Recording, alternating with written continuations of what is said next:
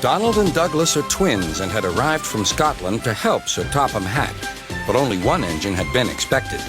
The twins meant well, but did cause confusion.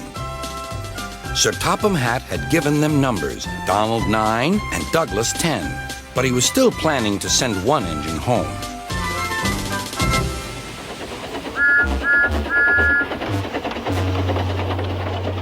There was a brake van in the yard that had taken a dislike to Douglas. Things always went wrong when he had to take it out. His trains were late, and he was blamed. Douglas began to worry. Donald, his twin, was angry. "You're a muckle nuisance," said Donald. "It's to leave you behind I be wanting." "You can't," said the brake van. "I'm essential." "Ah, are you?" Donald burst out. "You're nothing but a screeching and a noise when all's said and done. Spite doggy, would you? Take that!" "Oh! Oh!" cried the van. "There's more coming should you misbehave." The van behaved better after that. Until one day, Donald had an accident. The rails were slippery. He couldn't stop in time.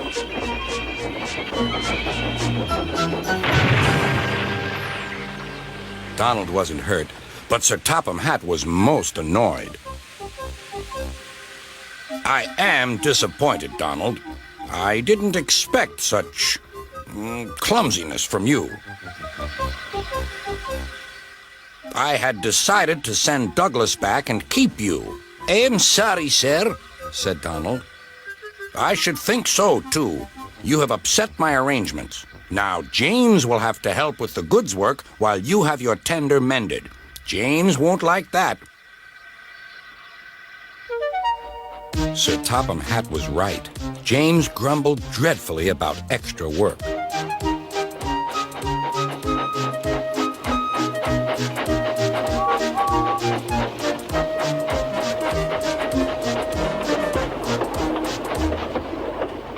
"Anyone would think," said Douglas, "that Donald had had his accident on purpose.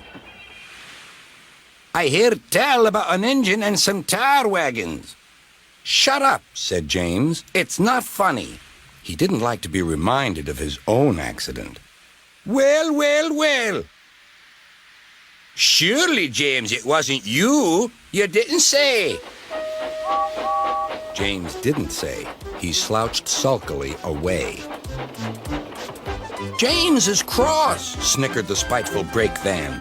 "We'll try to make him crosser still." "Hold back," giggled the freight cars to each other.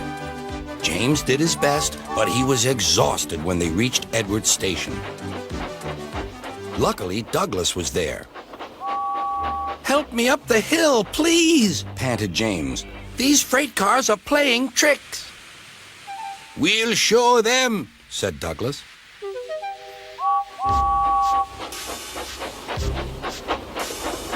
Slowly but surely, the snorting engines forced the freight cars up the hill. But James was losing steam. "I can't do it! I can't do it!" "Leave it to me!" shouted Douglas. The conductor was anxious. "Go steady! The van's breaking!" The van was in pieces. No one had been hurt, and soon Edward came to clear the mess. Sir Topham Hatt was on board. "I might have known it would be Douglas," he said. "Douglas was grand, sir," said Edward. "James had no steam left, but Douglas worked hard enough for 3. I heard him from my yard." "2 would have been enough," said Sir Topham Hatt. "I want to be fair, Douglas, but I don't know. I really don't know." Sir Topham Hatt was making up his mind about which engine to send away, but that's another story.